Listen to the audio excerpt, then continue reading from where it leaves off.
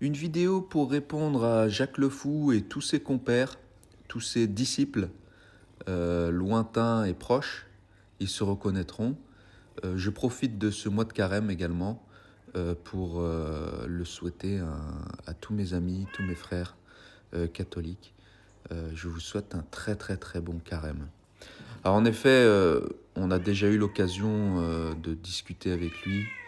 Bon, même si ça se termine souvent par des fuites en avant, parce que il s'avère que finalement, il préfère s'attaquer à l'islam, à Mohamed, au mariage pédo et à toutes ces histoires retrouvées dans les hadiths. Mais apportons quand même une réponse bien catholique pour répondre à ces athées militants dont les arguments reposent très souvent sur des caricatures, des erreurs philosophiques et des gros raccourcis intellectuels. Donc j'imagine, comme saint Augustin et saint Thomas d'Aquin notamment, ces grands génies, et ces hommes qui ne croyaient surtout pas à la légère, doivent se retourner dans leur tombe lorsqu'ils entendent ces énergumènes. En fait, la réponse catholique, elle ne se contente pas d'opposer un dogme, mais elle s'appuie sur la raison, la philosophie et la théologie. Même mon chat est d'accord, qui est juste à côté. En fait, l'athéisme militant et son erreur fondamentale, c'est quoi? Eh bien, c'est la négation de l'absolu. L'athéisme actif, il se présente souvent comme une posture rationnelle et libératrice.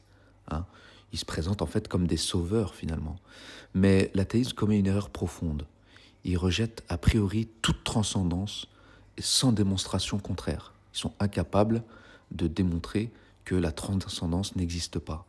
Cette posture, finalement, elle repose aussi sur une foi, la foi implicite en un athéisme absolu. Et ça, c'est une croyance en soi. C'est une croyance qui est également non prouvée. La philosophie et plus largement, et plus particulièrement, le philosophe Étienne Gilson résumait ainsi l'absurdité de cette position. Il disait quoi? Je le cite: « L'athéisme est un dogme. Il affirme avec certitude l'inexistence de Dieu sans en apporter la preuve. La philosophie classique, en particulier celle de saint Thomas d'Aquin, montre que la raison peut connaître Dieu à partir de la réalité elle-même. » Donc je ne vais pas te citer tous les arguments de saint Thomas d'Aquin, ni rentrer trop dans les détails, mais citons par exemple le principe de causalité, qui peut se résumer ainsi: tout ce qui existe a une cause, l'univers qui a un début suppose une cause première non causée, et cette cause première qui elle-même n'a pas été causée, on l'appelle Dieu. Il y a également autour de nous un ordre dans le monde. La structure rationnelle du cosmos implique un ordonnateur. Cet ordonnateur, nous l'appelons Dieu. Il y a également l'argument de la contingence des êtres. Ça veut dire quoi? C'est que rien de ce qui existe n'a en lui-même la raison de son existence. Il faut un être nécessaire pour que tout le reste puisse être. Cet être nécessaire, c'est Dieu. C'est ce qu'on appelle l'argument de la contingence. Donc, croire en Dieu n'est pas irrationnel, mais c'est tout à fait conforme à l'intelligence humaine. Rassurez-vous, mes chers amis qui avez la foi, vous n'êtes pas fous, contrairement à certains. L'athéisme, en revanche, il s'interdit de poser la question ultime et il vit dans une contradiction. Parce qu'il exige des preuves absolues pour Dieu, mais ne demande aucune justification pour l'existence de l'univers, par exemple. Aucune justification. D'où ça vient, pourquoi, comment, etc. Il y a un autre gros problème, c'est l'argument moral. L'athéisme est le problème de la morale objective.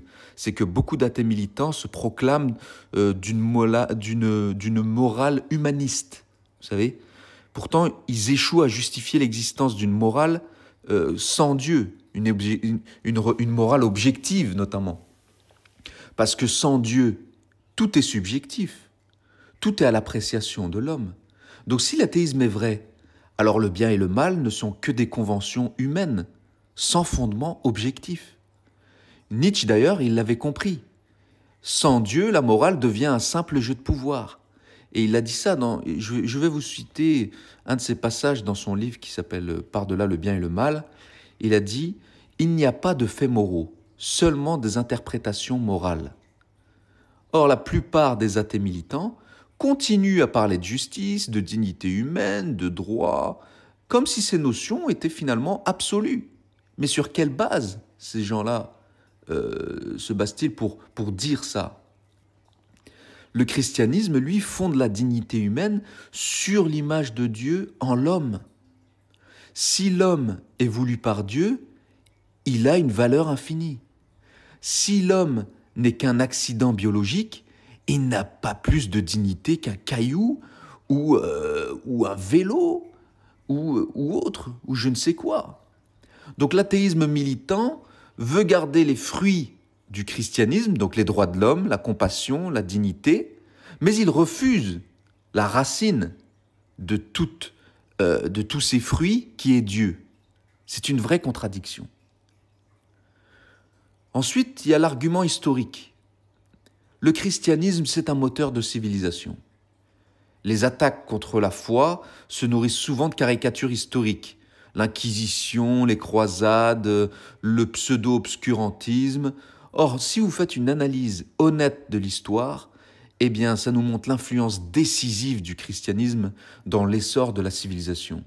Ça s'est imposé au monde entier. Ne serait-ce que les robes blanches que portent toutes les femmes du monde entier viennent du mariage catholique. Les universités et les sciences. Les universités et les sciences, il faut savoir que le catholicisme, loin d'avoir freiné la science, l'Église l'a encouragé. Des prêtres comme Copernic, Mendel ou Lemaître, qui était le théoricien du Big Bang, montrent que foi et raison sont complémentaires. L'humanisme chrétien, la charité, le respect des plus faibles, la fin de l'infanticide et des sacrifices humains sont issus du christianisme également. Les droits de l'homme, ils sont basés sur l'idée chrétienne de la dignité de la personne. Sans Dieu, ils deviennent une simple petite convention que l'on peut réviser. Donc l'athéisme militant, lui, a-t-il vraiment produit une civilisation meilleure? Ça reste à prouver lorsque l'on voit finalement l'état de décadence issu de cette doctrine athée que nous voyons en Occident. Une société de dépressifs, esclaves de ses passions, de ses désirs, avec des pulsions, des dépendances énormes à toute chose, que ce soit de l'alcool, des drogues, des fêtes, etc., etc. C'est une catastrophe. C'est une catastrophe. Et ils ont aussi un discours, moi je trouve, très méprisant. Un discours d'ailleurs qui, je trouve, sectaire et très arrogant. Parce que le discours athée militant sous-entend et traite de façon parfois inconsciente ou consciente d'ignorants ou de fanatiques tous ceux qui sont croyants. Mais cette attitude, en fait, elle révèle une incompréhension profonde du christianisme et un dogmatisme caché.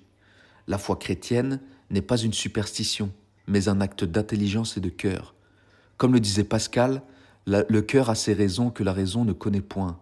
Le mépris systématique de la foi est un aveu de faiblesse. Il trahit une peur inconsciente que la religion est peut-être raison. Ah oui, imaginez que si Dieu existe. Parce que si Dieu existe, il faut finalement ne pas être un faible, mais avoir un peu de courage.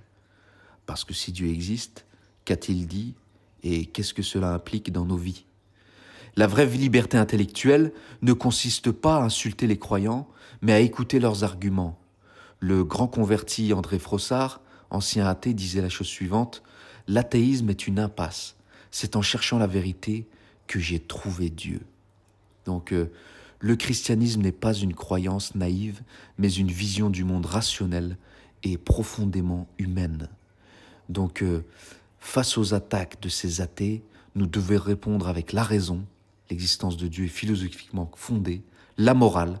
Sans Dieu, il n'y a pas de bien et de mal objectif. L'histoire, le christianisme a tout bâti en Occident, et l'humilité, La foi n'est pas un aveu d'ignorance, mais une ouverture à la vérité.